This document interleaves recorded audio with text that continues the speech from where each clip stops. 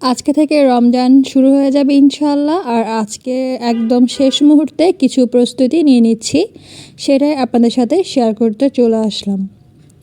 আজকে আমি বেশ কিছু বাজার করেছি, আর বাজারগুলো কিভাবে গুছিয়ে রাখছি আর কি কি রেডি করে নিয়েছি, যাতে করে রমজান মাসটা একটু রিল্যাক্সে কাটানো যায় আর হাতে একটু সময় পাওয়া যায়।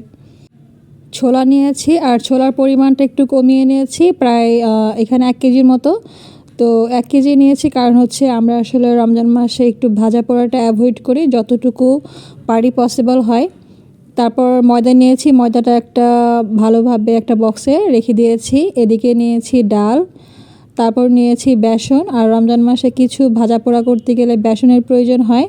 সব কিছুই অল্প অল্প করে ভালোভাবে গুছিয়ে রেখে দিচ্ছি, এবং সেই সাথে একটা করে চামচ রেখে দিচ্ছি, তাতে করে নেওয়া এবং রাখা খুবই ইজি হবে।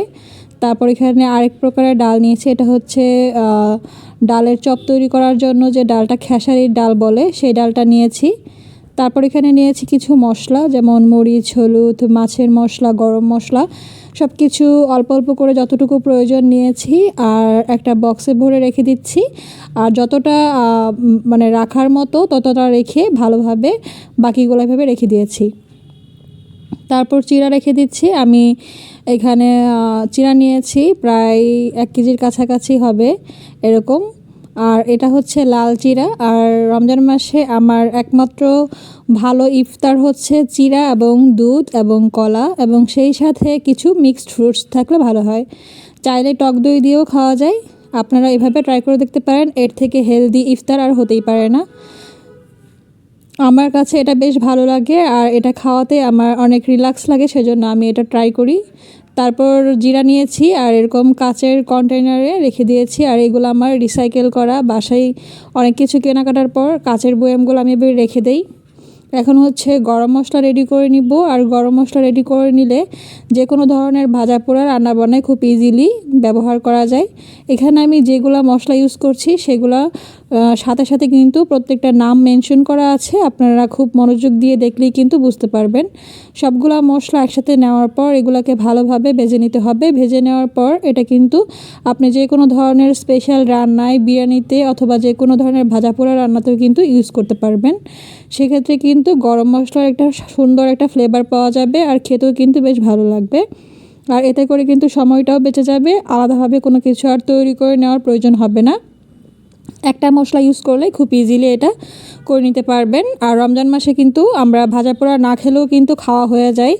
দেখা গেল গেস্ট আসলে অথবা স্পেশাল কোনো অকেশনে কিন্তু এরকম মশলাটা রেডি করে নিতে পারি। সব কিছু একসাথে ব্লেন্ড করে নেওয়ার পর মশলাটা রেডি করে নিয়েছি। আর এদিকে আমি ছোলাটা ভিজিয়ে নিচ্ছি। আর এরকম অনেক বেশি পানির ভিতরে ছোলা ভিজিয়ে নিলে ছোলাটা কিন্তু খুব ভালোভাবে ফুলে ওঠে আর খুব সুন্দর একটা কালার আসে। তারপর ছোলাটা ভিজিয়ে নেওয়ার পর একটু হাতের ডলে ডলে এভাবে নিয়ে নিচ্ছি। তারপর এটাকে আমি 1 থেকে 2 ঘন্টার মতো ভিজিয়ে রেখে দিব, আর ভালোভাবে সিদ্ধ করে রান্না করে বক্সে ভরে রেখে দিব। এতে করে কিন্তু আপনি চাইলে অথবা 1 সপ্তাহের জন্য অথবা 15 দিনের জন্য রান্নাটা করে রেখে দিতে পারেন। 15 দিন অথবা 1 সপ্তাহ অনায়াসে কিন্তু এটা রেখে দিতে পারবেন। এখন বাটাবাটির ঝামেলাটা একটু দূর করার জন্য মশলাটা রেডি করে নিচ্ছি। এখানে জিরে নিয়েছি, পেঁয়াজ নিয়েছি, রসুন নিয়েছি, একসাথে সব কিছু ব্লেন্ড করে রেখে দেবো। এতে করে যে কোনো রান্নার মধ্যে এটা ইজিলি ইউজ করতে পারবো।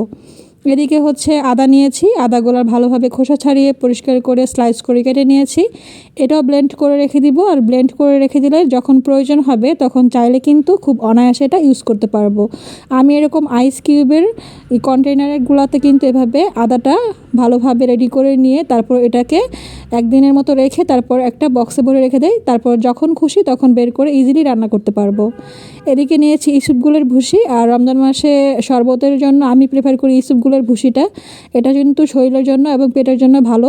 আর নিয়েছি চিয়া সিড। আর এটার কথা নতুন করে কোনো কিছু বলার নেই, যারা এটা সম্পর্কে জানেন না তারা সার্চ করে দেখতে পারেন। এদিকে কিছু পেঁয়াজ রেডি করে নিয়েছি, আর টিস্যু পেপার দেওয়ার কারণে পেঁয়াজটা অনেক দিন ভালো থাকবে, চাইলে এভাবে রেখে দিতে পারেন। আজকে এখানে বিদায় নিচ্ছি। রমজানের অনেক অনেক শুভেচ্ছা। আল্লাহ হাফেজ।